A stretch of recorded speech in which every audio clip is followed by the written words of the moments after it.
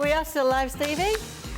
Sorry? Just sticking up for youngsters there. Just a little reminder. Welcome into the latest edition of Extra Time. Frank Leboeuf is joining us. Stevie, you've heard him already. For the goalkeeper. Yeah, cheers, Frankie. That's for the goalkeeper. Yeah, well done. Yeah, it's been a tough, been a good day, but then, you know, we've had some moments. Yes, I know. few We've moments. had some moments. Yeah, but no VAR here. So we're all right. Stevie, don't want to get you into trouble with the echo, so just wink into the camera if you're ready to cash in on Alisson and move forward with Kelleher. Oh. Which camera, that one? Where are we, number 2?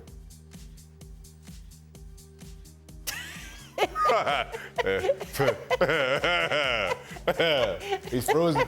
Wow. There's your answer. Poker face. Yeah. There you go, there. See how you smell that? Oh, I like that one. All right, Tuchel has walked out of his last 3 jobs due to differences with the board or his bosses, Frank. Is that something any new club looking to hire him will be wary of? Last night, ESPN FC panellists were advocating Tuchel to be the next United manager under their current circumstances.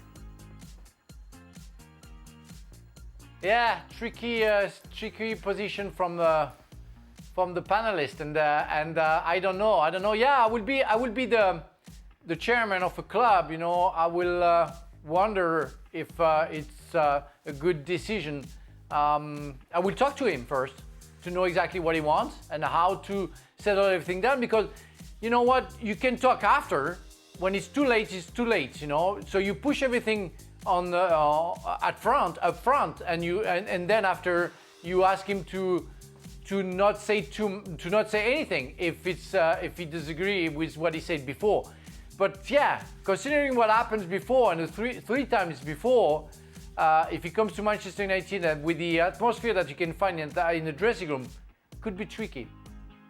I'm not so sure, and I'll tell you what, I think Thomas Tuchel as a manager, and while yes you could look at the last 3 jobs, you could also say that at all those clubs something's been wrong. Something's been wrong about the culture or the ownership, wherever it is. PSG, for all their good players and all their good managers, they still have not delivered on their biggest prize. Chelsea has been you see what's happening ever since Bowley took over. So I don't put that on Thomas Tuchel. And then similarly, Bayern has been an absolute mess for the last 18 months. Which has seen Salihamidzic, Khan all leave, and it's FC Hollywood as Jan always puts it. Now the challenge to that is you could quite easily make the argument that Manchester United isn't that much better.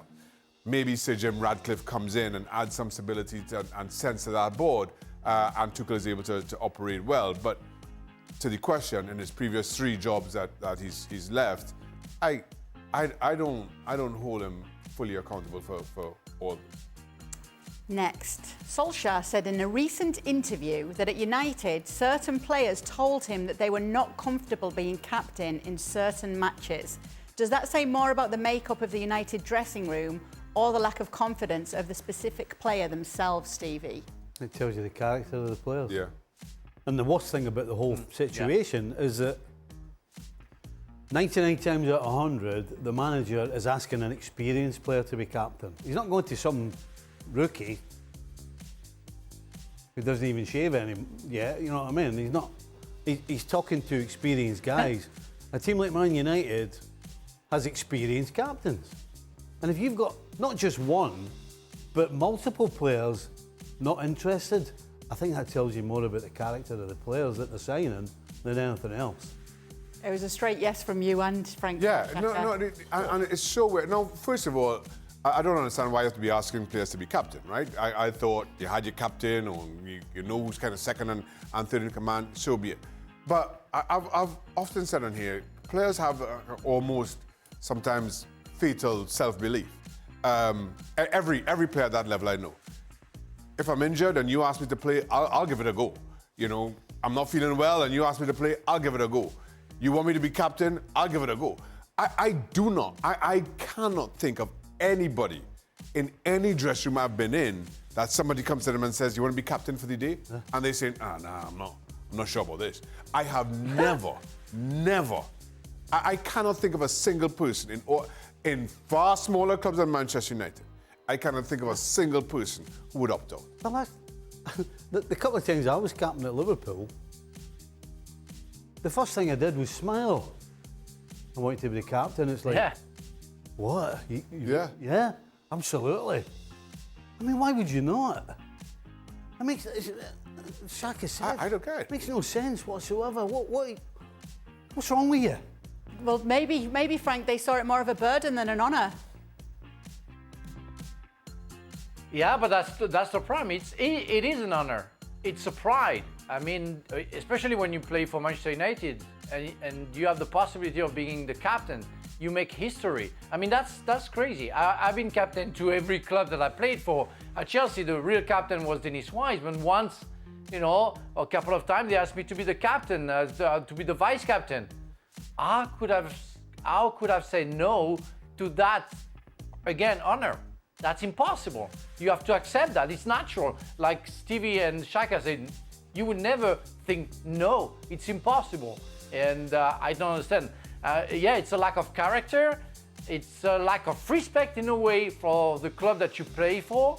And you don't understand the power of and the pleasure of being a captain of a team and what you get from that. The responsibility, it's fantastic. Shaka, is it too early to ask if Newcastle have it in them to beat this in-form Man City in the FA Cup this season? I can't see it. I can't see it. You know, not in seasons in previous 2 seasons. I think United would have given City a good run. I at least put up a fist. But it's just, and there are reasons for it. But this season, just Newcastle aren't playing with the kind of confidence, aren't playing with the kind of resolve. And certainly right now, you look at this version of Manchester City, it's difficult to see a Newcastle win. It's not happening. This is from my burner account. With the Women's World Cup semi-final between Canada and USA played essentially underwater last night, have you ever had to play a match in similar conditions, Stevie? Yeah, not with water though. I mean, you were shocked when you saw the images there, weren't you? Yeah, that's embarrassing. I mean, actually, you know, it demeans the competition when you're asking players to play on a surface like that. I mean, come on, it's just not on. But yes, it was snow though, not water. And it was in East Germany for Scotland under 21s, and it was absolutely impossible. It was the same thing when you try to kick it through water. The ball gathers snow and stops. It was exactly the same thing. Now, we were more than happy to play the game because this was before the Iron Curtain. So nobody wanted to come back to East Germany and play again. So we were more than happy to play. But yeah, East Germany, Scotland under 21s. We did have a nice hotel. That's. Oh, I think I told you we got followed. So a guy called Roy Aitken, Newcastle captain. I said to him, hey, let's go and see if we can get some toys for the kids. So he went, aye, okay. So went out, and we're walking around, couldn't find a toy shop for love and the money. And we're walking around and Roy went to me, he said, have you noticed anything? And I'm like, what are you talking about? He goes, well, number one, nobody's speaking. So we're walking down the street and nobody was speaking. Like, just normal people going about Nine speaking to each other? No. Me and Roy were the only 2 people that were talking. Nobody else was talking. And he said, number 2, he said, have you noticed the 2 guys following us? I'm like, what are you talking about? He goes, these 2, they said, since we left the hotel. I was like, that. Anyway, we found a shop that had wooden stuff that sort of looked like kid stuff. But we just went like that, nah, good. Got back to the hotel. You should have tried running away. Should have tried running away from the guys who were following you. That'd have been fun. Yeah. Well, he wouldn't have caught me there. He wouldn't have caught me there. No, not then, Steve. They're called Roy. Yeah, they're called Roy. Yeah. See you, Roy. All the best. I'm not talking to you anymore now. All right, Shaka, what about the conditions you've had to play in? Nah, not that bad. I mean, I've played in some bad conditions. As anybody in the Caribbean will tell you, rain can come down and then 20 minutes later you have no idea that it just rained. So sometimes you catch it at the wrong time and you play in some bad conditions. But that was awful. And I think that was awful on a number of levels. This is the CONCACAF semi-final. This is a semi-final. I mean, it had absolutely no right going ahead. And I understand the complaints, but it's down to the referee. That's the referee's decision. CONCACAF should not get involved in that decision. Referee should see sense to it, because I'm with Stephen. That detracts from the competition. It really does. Yeah. I signed a guy called Michael Parkhurst for the Revs. And one of the reasons I signed him, and a big reason I signed him, was his team were playing in those conditions. It was NCAAs, and they had to play the game. They couldn't not. Time constraints, the whole thing. And one of the reasons I signed him was because I was looking for a smart centre-back who could sweep up and who was clever and the whole thing. And they were playing in that type of field with the water, and the ball wouldn't roll. And there was 21 other people on that field, and every single one of them was trying to roll it and try to pass it, and kept doing the same thing. And this one guy was just lifting it out the water, getting his head up, lifting it out the water, just little. And I'm like, you know what, this guy's got some brains. And I signed him in the draft, Michael Parkhurst. Yeah, he's actually got some good stories about you. He told one of my friends. Oh, he did? What a player he turned out for, yeah. He was a great player, aye. Yep. Said all the players who played under you always have funny stories about what it was like playing under you. So I'm sure he'll be happy to hear that. That's no surprise. That's no surprise. Yep, We you just were walk Paul around the Barker. halls here with Steve and we have Exactly. great stories. Oh, God. Frank, what's the worst conditions you've played in?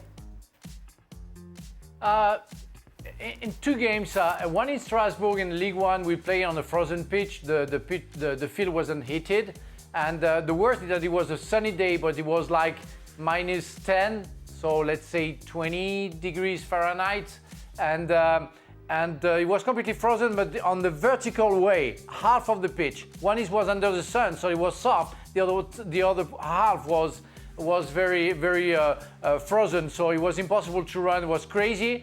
And the second one is I think it was Europa League with Chelsea. We played in Tromsø in Norway, and it was snowing so much that we had to stop the game 3 times in the second half because we couldn't see the lines anymore.